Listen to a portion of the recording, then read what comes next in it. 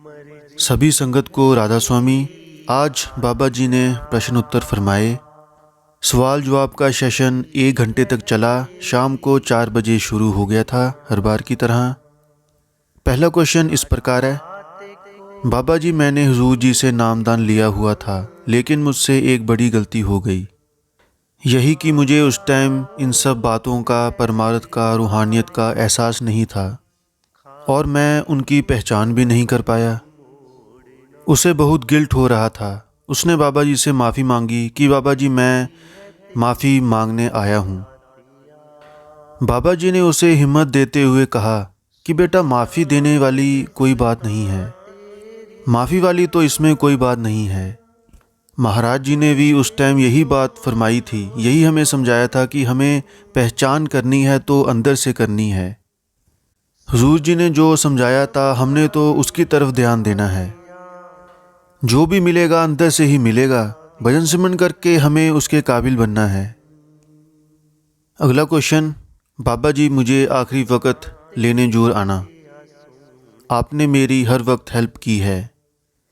बाबा जी ने इस पर बहुत ही सुंदर बात फरमाई कि बेटा ज़िंदगी में कोई भी किसी के लिए कुछ नहीं करता, हमें खुद ही करना पड़ता है।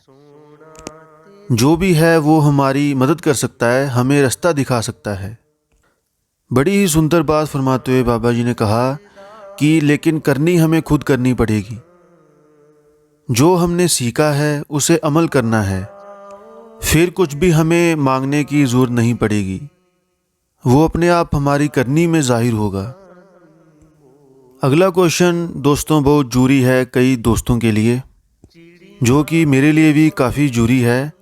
किसी ने बाबा जी से आर्गूमेंट के बारे में पूछा कि बाबा जी कई बार अगला हमसे आर्गूमेंट करता है, बहुत ज़्यादा आर्गूमेंट डिबेट हो जाता है, तो उस टाइम हमें क्या करना चाहिए। बाबा जी ने फरमाया कि बेटा जो बोलता है उसे बोलने दो, हमने उस बहस का हिस्सा क्यों बनना है। जो कोई अगर करता है उसको करते रहने दो, हम वहाँ से उठकर आ जाएं। अगला क्वेश्चन, बाबा जी अगर हम डेरा ब्यास या किसी सेंटर में आते हैं तो वहाँ कुछ खाते हैं या चाय पीते हैं, क्या उसका भी कर्म बनता है, हिसाब किताब देना पड़ता है।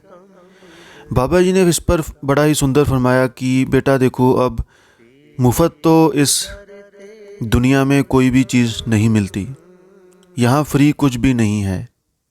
अगर आपने चाय पी है या अगर कुछ खा लेते हो तो बदले में आप सेवा डाल दें या सेवा कर लें।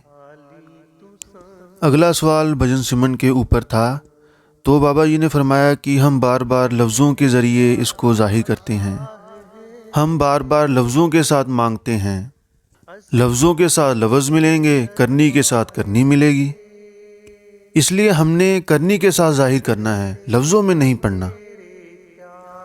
अगला सवाल, किसी ने कबीर साहब के ऊपर पूछा कि बाबा जी जो आजकल लोग अलग अलग ग्रुप्स बनाते हैं, 2 गद्दियाँ हो गई हैं, कहते हैं कि कबीर साहब की 2 गद्दियाँ हो गई हैं। कोई कहता है कि कबीर जिंदा पंथ है, जिंदा आ गया है। बाबा जी ने बड़े ही सुंदर और बहुत स्पष्ट बात की कि हमने इन सब बातों में नहीं पड़ना, हमने तो जो ध्यान देना है वो मालिक की तरफ देना है। गद्दी आती रहेगी और जाती रहेगी। गद्दी का मकसद किसी को समझाने के लिए होता है, उपदेश के लिए होता है। हमने तो अपना रास्ता देखना है, हमने अपने रास्ते पर चलने की कोशिश करनी है।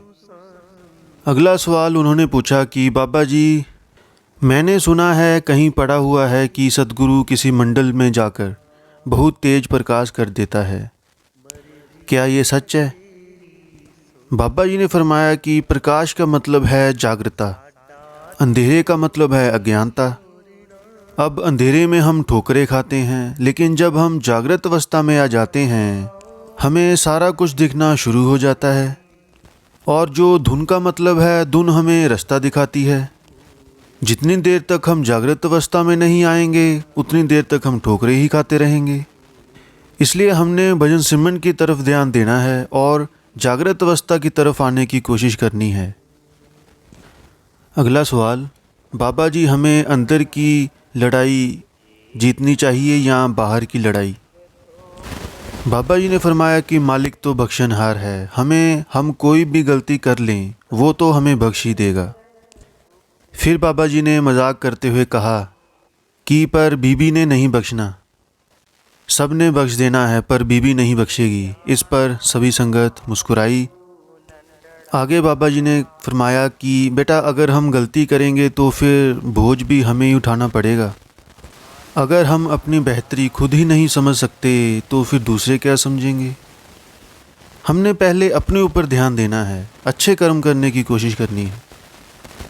अगला किसी ने भजन सिमरन के ऊपर प्रश्न किया कि बाबा जी मन नहीं लगता। बाबा जी ने फरमाया कि बेटा हमें जो नामदान की बख्शिश की गई है, सिमरन दिया ही इसी मकसद से है कि हमारा मन लगे। अगर कोई बीमार होता है ना तो ही डॉक्टर के पास जाता है। अब अगर वो ठीक ही हो गया तो उसे डॉक्टर के पास जाने की क्या ज़रूरत हमें है। अगर हम भजन सिमरन करेंगे तभी मन काबू में आएगा। अगला सवाल, बाबा जी कई बार जब माहौल बनता है जैसे शब्द चल रहे हों या सत्संग, तो हमें आपकी जब याद आ जाती है तो रोना आ जाता है, तो उस वक्त कैसे संभाला जाए। बाबा जी ने फरमाया कि इस मन को माहौल भी हम ही ने दिया है। हम जितनी आसानी से अच्छे कर्म कर सकते हैं उतनी ही आसानी से बुरे कर्म कर सकते हैं। मन प्रभाव के नीचे चलता है। अगर प्रभाव सही नहीं होंगे तो मन आदत से मजबूर है, आदत से मजबूर हो जाएगा और फिर हमें नीचे की तरफ खींचेगा। हमने आगे की तरफ देखना है, पीछे मुड़कर नहीं देखना। अपनी गलतियों की तरफ ध्यान देकर उनसे सीखना है। बाबा जी आप मुझे आखिरी वक्त जूर लेने आना। फिर एक बहन ने सवाल किया कुछ, फिर बाबा जी ने उसे बड़े ही प्यार से समझाया, हमने किसी को परखना नहीं है, हमने दुनिया से क्या लेना है। हम ठीक चलें, हम अपने ऊपर ध्यान दें, हमने परखों में नहीं पड़ना। अगला एक भाई ने परमार्थी रूहानियत क्वेश्चन पूछा कि बाबा जी मुझे वाइब्रेशन बहुत होती है, जब भी अंदर से कुछ बनने लगता है जब मैं ज़्यादा भजन सिमरन करता हूँ। तो बाबा जी ने फरमाया कि हमें ध्यान सिमरन के ऊपर रखना है। जब सूरत अंदर चढ़ती है, जब हम भजन करते हैं तो जहाँ सूरत को रुकावट लगती है वहाँ वाइब्रेशन होती है। अगर हम डर कर वहाँ से उठ जाएंगे हमारा काम बीच में ही रह जाएगा। हमने उठना नहीं है, हमने वैसे ही भजन करते रहना है। जैसे ही वो रास्ता खुल जाएगा काम अपने आप आसान हो जाएगा। अगला सवाल, बाबा जी मैं डॉक्टर बनना चाहती हूँ लेकिन डरती हूँ, क्या मैं डॉक्टर बन पाऊँगी। बाबा जी ने फरमाया कि हम फ़िक्रों में ही, चिंताओं में ही अपनी ज़िंदगी गुजार लेते हैं। जब हम मेहनत करेंगे, आगे जाएंगे, तो हमें फ़िक्र करने की क्या ज़रूरत है। फिर बाबा जी ने कहा कि हमने तो ठोकने ही सबको टीके हैं। इस बात पर संगत हंसी। अगला सवाल एक बहन ने किया कि बाबा जी मुझे आपसे बहुत ज़्यादा डर लगता है। बाबा जी ने इस पर फरमाया कि मुझसे डरने की ज़रूरत नहीं है, अब तो जो करना है हुजूर जी से करो। जो डरने वाला समय था वो तो अब बीत चुका है, अब कौन सा डर। तो दोस्तों ये बाबा जी की बात कुछ इमोशनल थी। फिर बाबा जी ने फरमाया कि जो ज़िंदगी है वो हमें खुद सिखाती है। जैसे एक दवाई होती है, अगर वो हम एक को देते हैं तो उसे फ़र्क पड़ जाता है। वही दवाई अगर हम दूसरे को देते हैं तो कई बार वो दवाई रिएक्शन कर जाती है। इसी तरह हमने ज़िंदगी भी एक्सपीरियंस से सीखनी है।